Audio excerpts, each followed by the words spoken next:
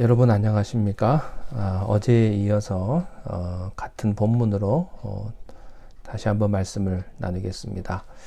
마태복음 16장 2절부터 오늘은 4절까지를 봅니다. 예수께서 대답하여 이르시되 너희가 저녁에 하늘이 붉으면 날이 좋겠다 하고 아침에 하늘이 붉고 흐리면 오늘은 날이 굳겠다 하나니 너희가 날씨는 분별할 줄 알면서 시대의 표적은 분별할 수 없느냐? 악하고 음란한 세대가 표적을 구하나 요나의 표적 밖에는 보여줄 표적이 없느니라 하시고 그들을 떠나 가시니라. 아멘. 바리새인과 서기관이 예수님 앞에 왔습니다. 예수님을 시험하면서 하늘로부터 오는 표적을 보여달라고 요청을 합니다. 표적을 많이 봤습니다. 많이 봤는데 또 보여달라는 겁니다. 이런 사람들에게는 보여줄 표적이 없죠. 예수님께서 이렇게 말씀하세요. 속담을 인용하시면서 너희들이 날씨는 분별할 줄 알면서 시대의 표적은 분별할 수 없느냐? 이렇게 말씀하세요. 세상 일에는 그렇게 밝으면서 너는 영적으로 왜 이렇게 무지하냐? 이런 말씀이죠. 여기서 우리가 생각하고 싶은 것이요. 시대의 표적입니다. 시대의 표적은 분별할 수 없느냐? 시대의 표적을 분별하지 못한다는 거죠. 이 말은요, 구약에 약속한 그리스도가 메시아로 오신 표적을 의미합니다. 그것은 지금 하나님의 나라가 지금 임한 것과 구원의 때가 임한 것을 보여주는 시대의 사인, 표징들입니다. 그러나 바리새인과 서기관은요, 하나님의 말씀에, 하나님의 예언에 눈이 멀었던 겁니다. 그들은 듣기는 들었어도 깨닫지를 못한 거죠. 자, 오늘 본문과 비슷한 말씀이 누가복음 12장 54절 56절에 있어요. 너희가 구름이 서쪽에서 이는 것을 보면 곧 말하기를 소나기가 오리라 하나니 과연 그러하고 남풍이 부는 것을 보면 말하기를 심히 더우리라 하나니 과연 그러하니라. 외식하는 자여, 너희가 천지의 기상을 분간할 줄 알면서 어찌 시대는 분간하지 못하느냐? 어째서 세상 일은 그렇게 잘 알면서 하나님의 일에 대해서는 그렇게 무지하냐 하는 겁니다. 여러분, 우리 자신을 한번 돌이켜 보십시오. 누구든지 정치, 경제, 사회, 문화, 특별히 요즘에는요, 환율, 또 이자율이 어떻게 되나, 부동산 문제, 다 전문가입니다. 어떤 분들은 주식에 대해서 그렇게 예민을 합니다. 또 어떤 분은 집값에 대해서 그렇게 예민해요. 언제 투자하면 되는지 너무나 잘 압니다. 무슨 정치적인 얘기 한마디만 딱 나오면요, 안 봐도 압니다. 이런 일들은 여러분들이 잘 알면서 어떤 사인만 오면 신문에 글자 몇 개, 뉴스 한 토막만 봐도 너무나 잘 알면서 하나님의 일에 대해서, 영적인 일에 대해서, 하나님의 섭리에 대해서는 그렇게 무지하냐.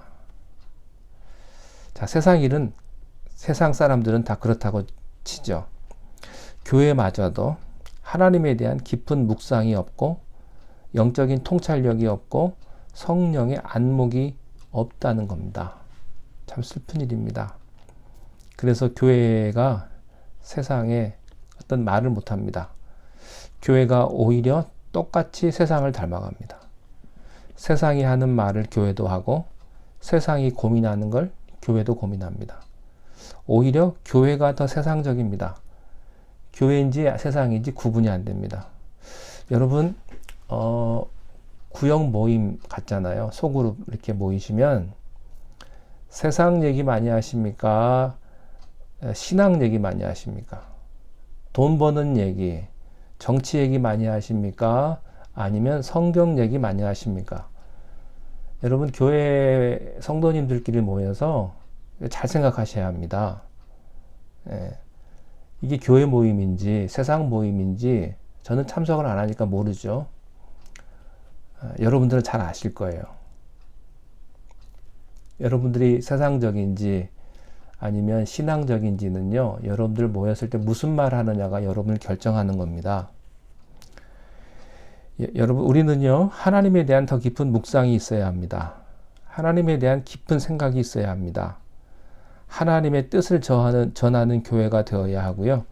어떤 교회는요, 목사의 생각, 또 성도의 생각을 전하는 교회가 있습니다. 그렇지 않습니다. 우리는 하나님의 뜻을 위하여 고민하고 땀 흘리며 또 괴로워하는 몸부림이 있어야 할 겁니다.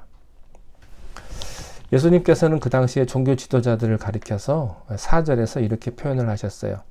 악하고 음란한 세대가 표적을 구하나 요나의 표적 밖에는 보여줄 표적이 없다. 자, 바리새인과 사두개인들이 예수님께 뭘 보여달라고 했습니까? 하늘의 표적을 보여달라고 했죠. 그때 예수님께서 이렇게 말씀하셨어요.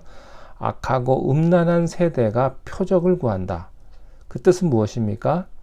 바리새인과 사두개인이 악하고 음란한 사람들이다 라는 뜻이죠. 그리고 바리새인과 사두개인 그들이 영향력을 미치는 그 사회를 가리켜 악하고 음란한 세대라고 말씀하신 겁니다. 악하다는 말은 무슨 뜻입니까? 그들이 도덕적으로 질적으로 악하다고 하는 거고요. 음란하다 이런 뜻은 그들이 영적인 간음을 하고 있다는 것을 의미합니다. 악한 사람은 악한 영향력을 줍니다. 선한 사람은 선한 영향력을 줍니다. 만약에 우리 교회 교인 가운데 어떤 분이 믿음의 사람, 성령의 사람, 하나님의 사람이 한 사람만 있다면요, 그 사람은 모든 교회에게 충격을 줄 거예요.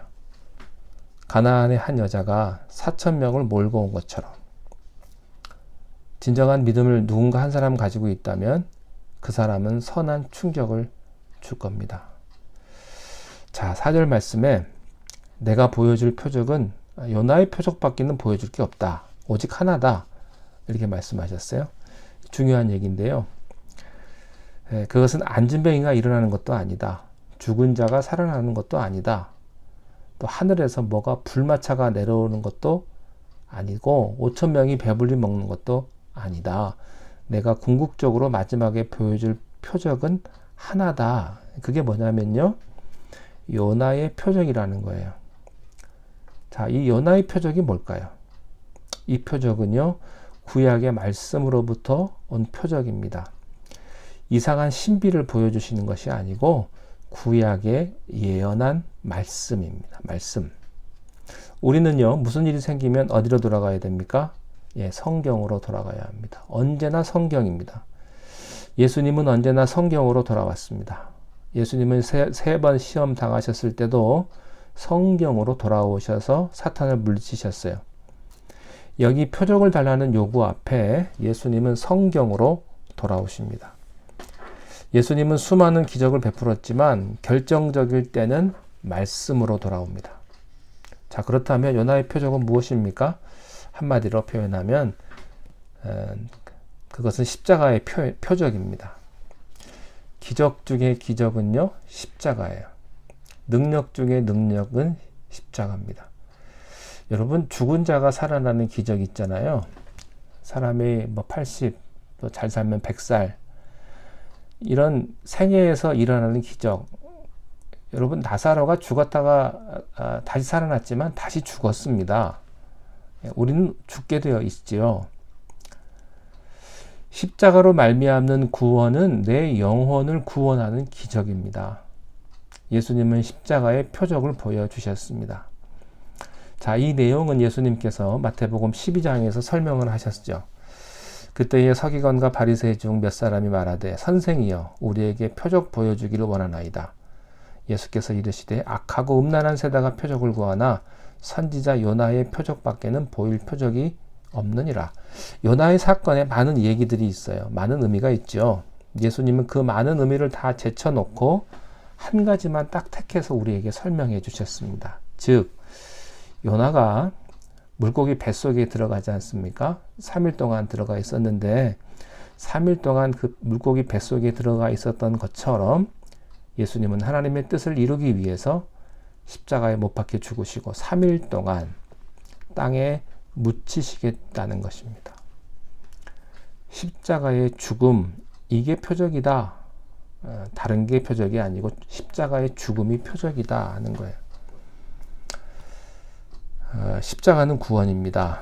십자가는 화해입니다. 십자가는 치료입니다.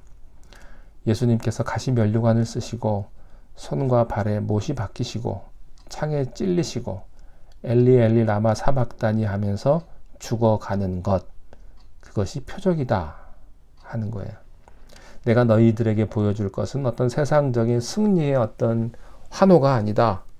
개선가가 아니다. 죽음이다 하는 거예요. 그래서 우리가 성만찬할 때 무슨 뜻입니까? 나의 죽음을 기억하라. 죽음은 무슨 의미가 있습니까? 예수님의 죽음은 곧 나의 삶입니다. 예수님의 죽음은 곧 내 죄의 용서입니다.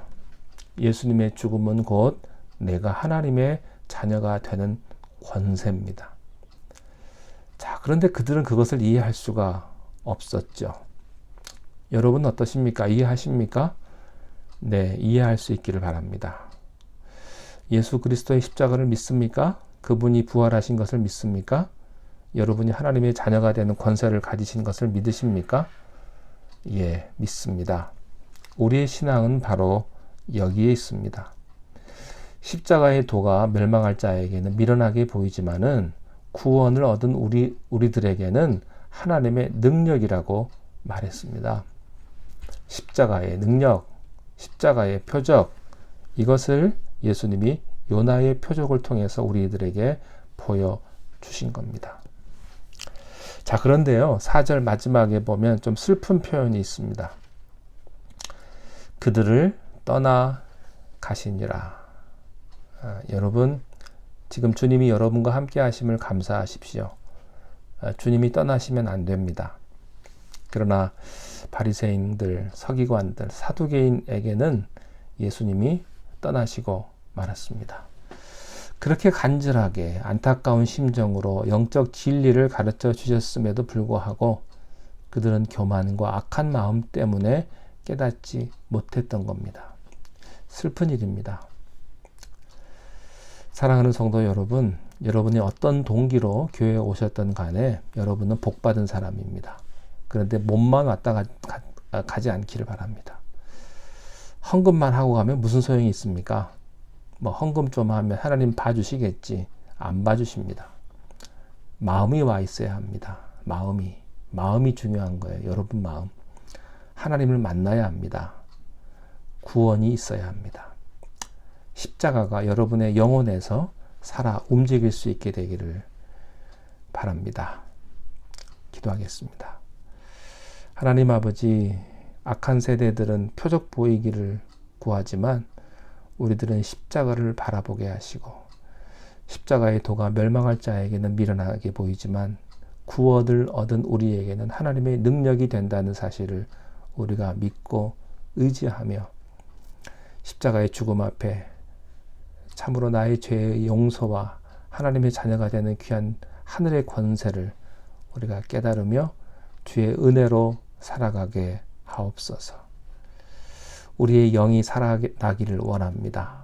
샘솟듯 흘러넘치는 하나님의 생수의 강이 흘러넘치기를 원하며 우리의 삶 가운데 역사하시는 하나님의 축복이 오늘도 함께 하시기를 간절히 원합니다. 주여 우리를 불쌍히 여겨 주옵소서. 예수님의 이름으로 기도하옵나이다. 아멘.